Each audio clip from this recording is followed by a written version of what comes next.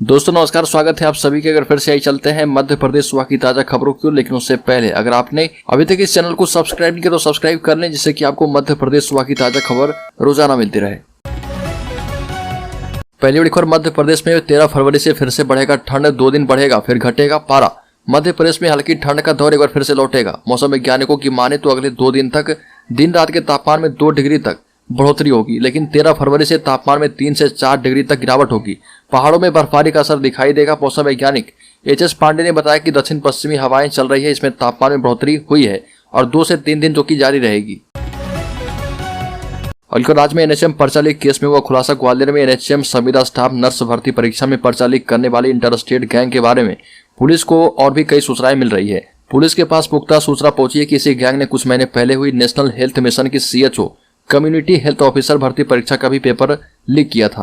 पूरे प्रदेश में इस गैंग के गुर्गे सक्रिय हैं। प्रदेश के जिन शहरों में एनएचएम परीक्षा कराता है वहां गैंग के एजेंट सक्रिय रहते हैं। अब इस गैंग के कम्युनिटी हेल्थ ऑफिसर भर्ती परीक्षा में भी पेपर आउट करने का पता चलते ही पुलिस अलर्ट हो गई है।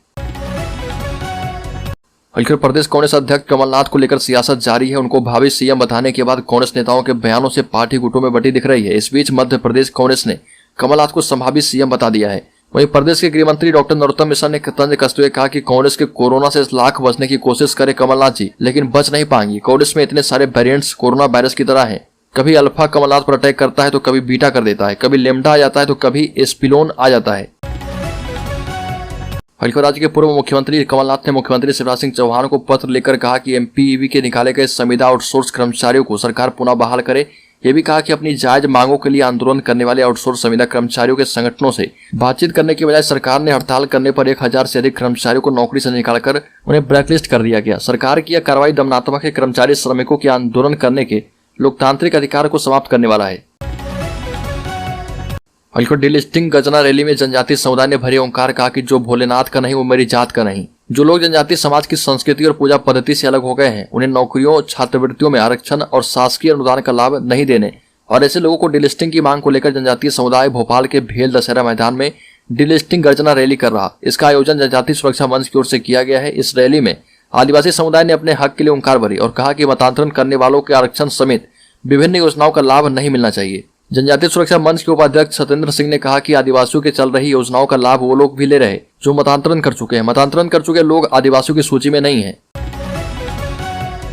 राज्य में कमजोर पड़ती बसपा के जनाधार को बटोरने की भाजपा और कांग्रेस में होड़ मची है। आपको बता दें कि जिस नीले झंडे के तले तमाम कमजोर, वंचित और शोषित वर्ग की बड़ी आबादी एकजुट हो जाया करती थी, वही बहुजन समाज पार्टी बसपा मध्य प्रदेश में कमजोर पड़ती दिखाई दे रही है। पार्टी के घटते जनाधार से उसके वोट बैंक पर कब्जा जमाने के लिए भाजपा और कांग्रेस के बीच इन दिनों होड़ है। मध्य प्रदेश में चुनावी साल में किसानों के खेत तक बनाई जाएगी सड़क। चुनावी साल में राज्य सरकार हर वर्ग को साधने का प्रयास कर रही है। मनरेगा के अंतर्गत किसानों के खेत तक सड़क बनाने का काम अब प्राथमिकता के आधार पर किया जाएगा और इसमें भी प्रत्येक ग्राम पंचायत में एक सड़क बनाई जाएगी। उस स्थान का चयन पहले किया जाएगा जहां सड़क बनाने से कम 10 किसान लाभान्वित हो रहे हों। 25 लाख रुपए तक के निर्माण के लिए एजेंसी ग्राम पंचायत को ही बनाया जाएगा। साथ ही मुख्यमंत्री शिवराज सिंह चौहान ने खेत सड़क योजना को फिर से प्रारंभ करने की घोषणा कर दी है। राज्य में उमा भारती के दबाव में प्रदेश सरकार नई शराब नीति पर नहीं ले पा रही है फैसला। मध्य प्रदेश में नई शराब नीति को लेकर पूर्व मुख्यमंत्री उमा भारती ने अपनी सरकार के लिए मुसीबत खड़ी कर दी है। इसके चलते ही प्रदेश सरकार नई शराब नीति को लेकर कोई फैसला नहीं ले पा रही है। प्रदेश में अभी तक 31 जनवरी तक नई शराब नीति घोषित हो जाती थी, लेकिन इस बार फरवरी में भी सरकार की तरफ से कोई फैसला नहीं किया गया है। चुनावी साल में उमा भारती के नई शराब नीति के तेवर को लेकर सरकार भी कोई जल्दबाजी नहीं करना चाहती। रतलाम जिले में युवक की हत्या से रोष है। आरोपियों के मकान पर चला है बुलडोजर। दीनदयाल नगर क्षेत्र में चाकू मारकर एक युवक की हत्या एवं उसके चाचा को घायल करने की घटना से लोगों में आक्रोश है। मृतक के स्वजन आरोपितों के मकान तोड़ने की मांग को लेकर हैट रोड पर 100 रखकर धरने पर बैठ गए थे और उनकी मांग थी कि जब तक मकानों पर बुलडोजर नहीं चलाया जाता तब तक 100 नहीं उठाया जाएगा। इस दौरान प्रशासन और पुलिस की टीम ने आरोपित के घर बुलडोजर चलाकर कार्रवाई शुरू कर दी है। आपको बता दें कि दीनदयाल नगर क्षेत्र में 20 वर्षीय अजहर पुत्र हुसैन शाह निवासी बाजना बस रोड, उसका भतीजा 20 वर्षीय सुहेल शाह और 16 वर्षीय जुनैद एवं अन्य ने दीनदयाल नगर क्षेत्र में शंकर, रितेश एवं उसके साथियों से विवाद कर उसे रोका और फिर उसे चाकू मार दिया। राज्य की राजधानी भोपाल में मध्य प्रदेश कांग्रेस अध्यक्ष कमलनाथ ने मीडिया से अनौपचारिक वार्ता में संकेत किया कि वो विधानसभा चुनाव नहीं लड़ेंगे क्योंकि उन्हें सभी सीटों को देखना है। बाद में प्रदेश बीजेपी के प्रवक्ता नरेंद्र सलूजा ने इसे लेकर ट्वीट कर दिया। मीडिया में इसी वार्ता में कमलनाथ ने कहा कि कांग्रेस में सीएम पद के चेहरे को लेकर कोई विवाद नहीं है। हालांकि कांग्रेस ने पार्टी के मीडिया विभाग की तरफ से बाकायदा पत्र जारी कर सफाई पेश करते हुए कहा कि कमलनाथ ने आगामी विधानसभा चुनाव नहीं लड़ने के विषय में कोई ऐलान अभी तक नहीं किया है। मध्य प्रदेश के कुनो नेशनल पार्क में बहुत जल्द 14 से 16 चीते और भी आएंगे। दक्षिण अफ्रीका में ये चीते अभी क्वारंटाइन में है। बीते सितंबर माह में कुनो में आए 8 चीते अब वहां के वातावरण में ढल गए हैं। 16 और भी चीते आने के बाद कुनो में कुल 24 चीते हो जाएंगे। इस बात की पुष्टि केंद्रीय मंत्री ज्योतिरादित्य सिंधिया ने कर दी है। वहीं कुनो नेशनल पार्क में नए मेहमानों की तैयारियां भी तेज है। सिंधिया के किला भेजने की तैयारी में है कमलनाथ। ग्वालियर चंबल में एक्टिव हुए पूर्व मुख्यमंत्री। एमपी के पूर्व मुख्यमंत्री और एमपी कांग्रेस के अध्यक्ष कमलनाथ आने वाले विधानसभा चुनाव की तैयारियों को लेकर अपनी ताकत झोंक रहे। उनका सबसे ज्यादा ध्यान ज्योतिरादित्य सिंधिया के प्रभाव वाले क्षेत्र में है। ग्वालियर और चंबल में सिंधिया घराने का गढ़ रहा। इस बार कमलनाथ का सबसे ज्यादा ध्यान इन्हीं क्षेत्रों पर है। इन क्षेत्रों में अपनी पकड़ बढ़ाने के लिए कमलनाथ ने शिवपुरी जिले का दौरा शुरू कर दिया है। ग्वालियर चंबल का ऐसा क्षेत्र जहां हमेशा से सिंधिया घराने का गढ़ रहा। यहाँ की सीटों पर कोई भी प्रत्याशी हो, लेकिन जीतेगा वही जिसके नाम के पीछे सिंधिया का समर्थन होगा।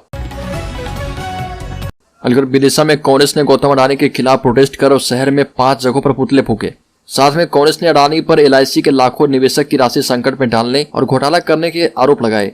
शेयर बाजार में घोटाले के जरिए LIC के लाखों निवेशकों की राशि संकट में डालने और घोटाला करने के आरोप में गौतम अडानी के खिलाफ आंदोलन किए जा रहे हैं। वहीं इसी के तहत विदिशा में कांग्रेस की ओर से प्रोटेस्ट किया गया और अडानी का पुतला जलाया गया। कलेक्ट्रेट के पास पीतल मिल चौराहे, अहमदपुर चौराहे एवं माधवगंज में पुतला फूका गया। राज्य में साल के आखिरी में चुनाव होना है। ऐसे में सामाजिक संगठनों के आंदोलन भी तेज हो गए हैं। अभी कुछ दिन पहले करनी सेना ने एट्रोसिटी एक्ट के विरोध में शक्ति प्रदर्शन किया था और आर्थिक आधार पर आरक्षण की मांग की थी। इसके बाद अब राजधानी भोपाल में आरक्षण के पक्ष में भीम आर्मी शक्ति प्रदर्शन करने वाली है। भोपाल के भेल दशहरा मैदान पर आजाद समाज पार्टी के राष्ट्रीय अध्यक्ष चंद्रशेखर रावण के आह्वान पर प्रदेश भर से दलित आदिवासियों को बुलाया जा रहा। इस आंदोलन में दलित आदिवासियों के अलावा पिछड़े वर्ग को भी शामिल किया जा रहा। आजाद समाज पार्टी के नेता आंदोलन में लाखों की भीड़ जुटाना चाहते हैं, जबकि प्रशासन ने भोपाल में 20,000 लोगों के लिए ही परमिशन दी है। राज्य में बढ़ती प्रदूषण को लेकर तंदूर पर रोक लगाई गई है। प्रदेश में तंदूर पर लगी रोक को लेकर सियासत शुरू है। वहीं कांग्रेस ने इस फैसले पर पुनर्विचार करने की मांग की। तंदूर पर रोक से होटल और रेस्टोरेंट मालिकों की मुश्किलें बढ़ गई है। मध्य प्रदेश के 4 प्रमुख शहरों में पर्यावरण के मद्देनजर तंदूर पर लगी रोक ने स्वाद के शौकीनों को झटका दिया है। अब MP में तंदूर को लेकर सियासत शुरू है।